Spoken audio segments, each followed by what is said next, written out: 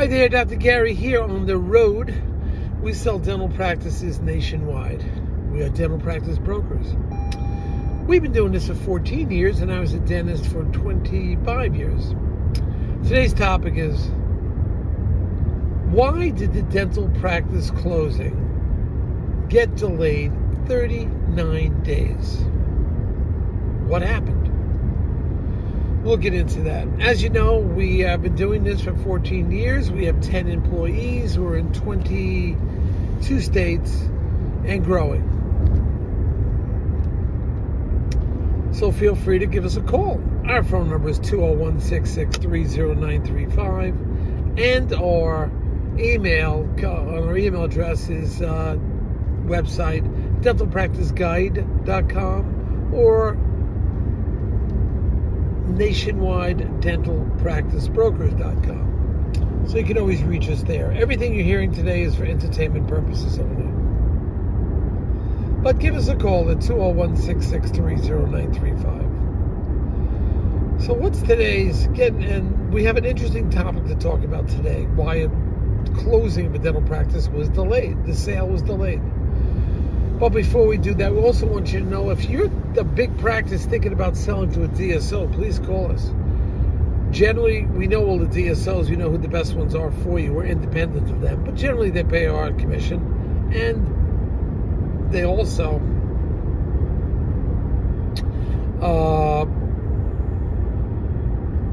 we know a lot about them, a lot more than, in the industry. We do learn a lot more than we can share that information with you. Also, when you work with us and it's a seller and a practice is over $1 million or over, we will reimburse your legal fees based on certain criteria over $1 million. So give us a call. That's for all practices, $1 million and above or close to $1 million and above. We will reimburse your legal fees. We've done that multiple times. Now, getting back to things. Why did this practice closing get delayed? This was supposed to happen like a month 39 days ago.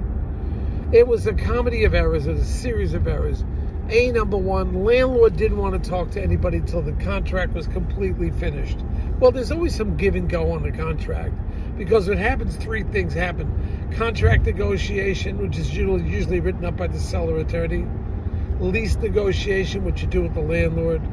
And bank financing. Now, generally, all my clients come in pre-approved, but you still have to finish up your bank financing because you've agreed upon a letter of intent. So this still took 39 days after the letter of intent, which is already agreed to. Letter of intent is, of course, non-binding, but generally people stick with the dollar amount on the letter of intent. Generally, they do that. Occasionally, there's changes, but I don't suggest that. Especially in the dollar amount, it usually leads to problems for one of the parties. So one of our parties just did that, and they're out of practice now. Because after they agreed, they wanted to change the letter of intent to a lower amount. The buyer didn't go for that. The seller didn't go for it. Their history now, the buyer. But anyway, so now also we had an attorney. What does the dental attorney work? He's a qualified dental attorney, but slow. Just a slow dental attorney, historically known in the industry as a slow mover. Can't get the act together. And that's what happened here. So you had the landlord wanting to see the contract that wasn't done. I had suggested just make a quick draft contract that has all the points in it with the sale price, get it to him. And that would have saved a little time, because he was hemming and hawing right to the end, insisting on seeing the whole contract, which is within his rights, but you could have gotten him a draft contract earlier. Secondly, the attorney for the buyer moved slow, as I just mentioned to you. Because they moved so slow, it just tied things up, so the contract negotiation took longer. It's back and forth, back and forth, back and forth. But that was one of the drivers. See, the attorneys can drive the deal. And the bank too. But you got to be on top of your attorneys. Work with them. Don't badger them constantly. Say, let's get a timetable. They're falling off that timetable. Get a reason for it.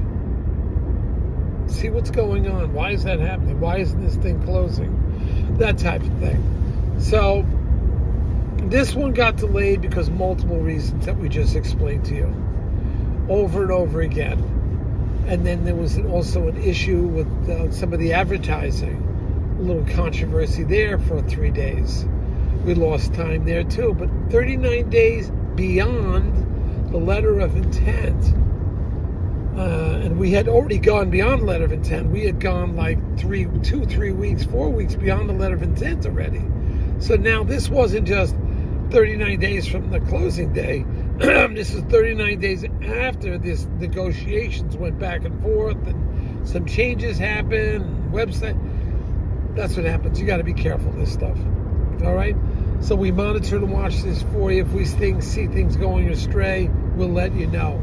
We'll let you know when it's time to communicate with your attorney that you want to get this done. And a simple communication can move the attorney along. All right?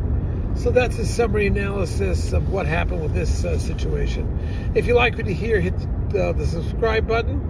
And hope to see you soon. Come on down to the Jersey Shore. We're having fun down here. Thank you, bye.